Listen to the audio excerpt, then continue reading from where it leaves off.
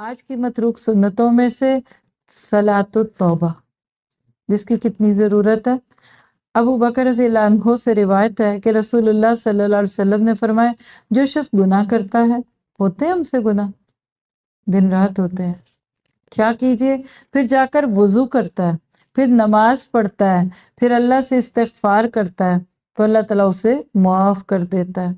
یہ ترمذی کی روایت بھی ہے اور بھی روایات ہیں۔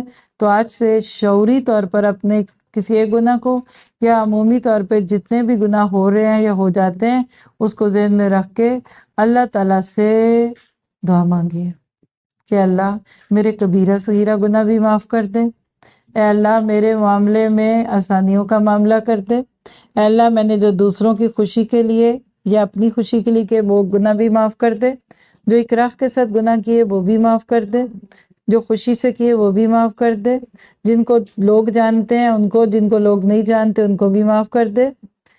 اللہم اغفر لی ذنبی کلہ وجلہ علانیتہ وسرہ۔ اللہ تعالیٰ ڈھکے چھپے ساروں کو معاف کر دے اور اللہ تعالیٰ آپ سب سے راضی ہو جائے۔